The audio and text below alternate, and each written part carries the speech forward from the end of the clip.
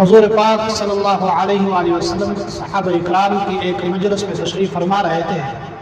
آپ صلی اللہ علیہ وآلہ وسلم نے صحابہ اکرام سے مخاطب ہو کر فرمایا کہ تم میں سے کون شخص ہے جن کو میں 5 باتوں کی نصیحت کروں اور اس پر عمل کرے اور دوسروں تک پہنچائے۔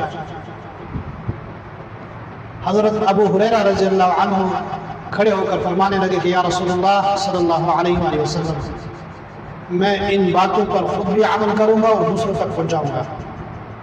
آپ صلی اللہ علیہ وآلہ وسلم نے ارشاد فرمایا کہ تم حرام چیزوں سے بچو، تم سب لوگوں میں سب سے زیادہ عابد اور پرہیزگار بن جاؤ گے۔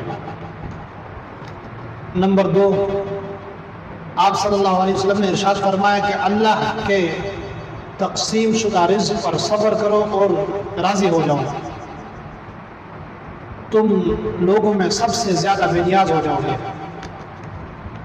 نمبر 3، اپنے پڑوسیوں پر احسان کرو، ان کے ساتھ اچھا رویہ رکھو،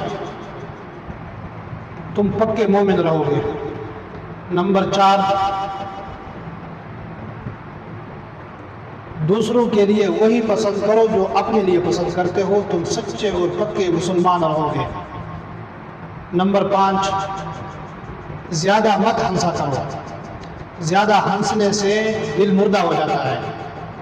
آپ صلی اللہ علیہ وآلہ وسلم نے ارشاد فرمایا جو شخص ان 5 باتوں پر عمل کرے گا اور دوسروں تک پہنچائے گا، نامہ اعمال میں نیکیاں لکھ دی جائے گی۔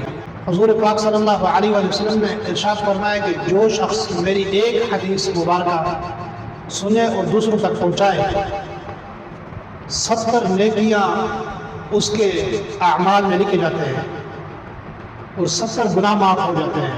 ایک روایت میں آتا ہے کہ 70 شہیدوں کا ثواب ملتا ہے۔ تو اللہ پاک ہم سب کو عمل کرنے کی توفیق عطا فرمائے۔